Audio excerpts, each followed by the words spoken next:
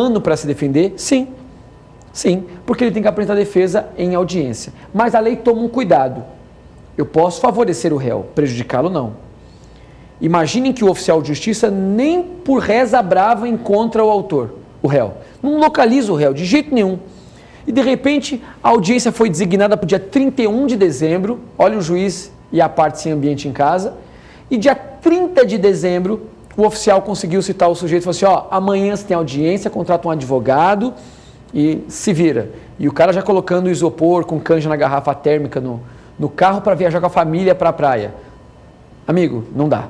Então o que a lei diz? Que o réu tem que ter sido citado no mínimo 10 dias antes da audiência. O réu tem que ter sido citado no mínimo 10 dias antes da audiência. Certo? É um prazo regressivo. Então, se ele foi citado neste período, ou seja, antes dos 10 dias, a citação ocorreu, instrumentalidade das formas, mas a audiência vai ter que ser redesignada. E só uma consideração, a Fazenda Pública tem prazo em dobro. Ou seja, a Fazenda Pública tem que ter sido citada, se ela for ré, 20 dias antes da audiência. Uma parte, 10 dias. Se for Fazenda, 20 dias. Há uma discussão elegante na doutrina se essa regra se aplicaria ao MP, porque o rito sumário não fala do MP. Então, teria aquela questão se aplicaria o artigo 188 ou não. Aí é uma discussão que eu recomendo que vocês depois procurem. Autores entendem que o MP teria prazo em dobro por interpretação extensiva e outros autores, obviamente, por justamente a exceção não falar sobre isso, e exceção à regra se interpreta restritivamente, não aplicaria o Ministério Público. Depois nós temos a audiência. No dia da audiência, a audiência vai ser dividida em 3 grandes partes. A primeira parte é a tentativa de acordo. Havendo o acordo, as partes poderão livremente se manifestar se elas têm interesse ou não, por elas mesmas ou por prepostos. Se a parte não comparecer na audiência, se o réu não comparecer, ele é revel. Se o réu não for com advogado, ele é revel. Se o réu não levar defesa, ele é revel. Vejam que a revelia no rito sumário, ela tem muito mais situações, porque o não comparecimento, o comparecimento sem advogado ou não apresentação de defesa gera revelia. Para o autor, diverge a doutrina em relação às consequências. Alguns entendem que o não comparecimento do autor nada acarreta. Outros entendem que vai gerar a extinção do processo sem resolução de mérito. Há até alguns que falam que vai gerar um mero arquivamento do feito. Mas aí há uma divergência. Não havendo divergência, não havendo acordo, desculpem, vai para a defesa. E no rito sumário, 2 tipos de defesa. Nós temos a contestação e nós temos as exceções. Não cabe reconvenção no rito sumário. Tá? Por quê? Porque o rito sumário é uma ação de natureza dúplice e ali se formula pedido contraposto. E para encerramento da audiência, nós temos a possibilidade de conversão. Explico para vocês. A despeito da lei criar o rito sumário, ter erigido o rito sumário, em algumas situações, o juiz pode entender que a dilação probatória necessária para provar aquilo vai ser maior do que o procedimento enxuto que o sumário apresenta. Então o juiz pode fazer o quê? Converter o procedimento sumário em ordinário. Há 2 situações que ele pode fazer isso. A primeira situação, quando ele vir que há uma dilação probatória, ou seja, quando ele vir que a produção de provas, naquele caso, mesmo que o caso pela lei siga o sumário, entenda que aquilo ali não vai permitir que aquela dilação probatória consiga se comportar num procedimento tão enxuto. Então ele converte para o ordinário. A segunda hipótese vai ocorrer quando o réu impugnar o valor da causa e ele o faz em preliminar de contestação e não por incidente pelo 261, e o juiz aumenta o valor da causa e sai do teto do rito sumário. Certo? E por fim, para a gente encerrar nossa explanação dessa primeira parte do programa, eu queria falar sobre um artigo que é característico do rito sumário, que é o artigo 280. O artigo 280, ele cria as restrições procedimentais dentro do procedimento sumário. E ele diz assim: no procedimento sumário, não caberá ação declaratória incidental, nem intervenção de terceiros, salvo a assistência, o recurso de terceiro prejudicado e a intervenção fundada em contrato de seguro. Vou explicar para vocês rapidamente o que são essas restrições.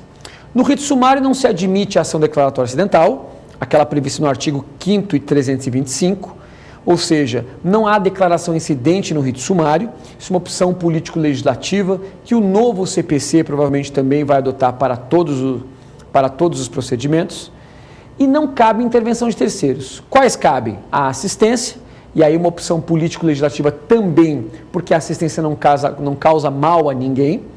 A segunda situação, não é permitido recurso de terceiro prejudicado, que nada mais é do que um recurso de quem está fora do processo, mas sofreu os prejuízos da decisão, artigo 499. E também cabe intervenção fundada em contrato de seguro. Isso é uma novidade que nós temos no sistema. Intervenção fundada em contrato de seguro nada mais é do que a denunciação da lide do artigo 70, inciso 3, ou seja, nos casos de seguradora. E olha que questão interessante. Por que ocorreu essa situação? Porque nós tínhamos no Brasil a impossibilidade de se denunciar a lide no procedimento sumário. Até aqui não há grandes dificuldades. Mas nós tínhamos um problema talvez ainda mais importante no sistema. Por quê? Porque o procedimento sumário é o maior procedimento no Brasil para a recepção de causa de acidente de veículo terrestre. Ou seja, numa causa que nós tínhamos acidente de veículo, sempre se busca o sumário. E a gente sabe que em ação de acidente de carro, a primeira coisa que o réu faz ao ser citado é trazer a seguradora ao processo para que ela responda regressivamente, segundo um evento litis. E qual que é a grande questão? No rito sumário não se admitia denunciação. Ou seja, eu criava um monstro, porque o procedimento sumário realmente era mais enxuto. Mas, por um outro lado, eu tinha que entrar depois com uma ação contra a seguradora, o que é possível. O que a lei resolveu fazer hoje por economia processual? Sempre que eu for demandado numa ação pelo rito sumário de acidente de veículo terrestre, isso é um dos exemplos, eu posso denunciar a lide seguradora porque a lei hoje me autoriza. Meus amigos, essas foram as breves linhas que nós falamos sobre o procedimento sumário e daqui a pouco nós voltamos com o Pergunte ao Professor para responder mais algumas dúvidas. Muito obrigado.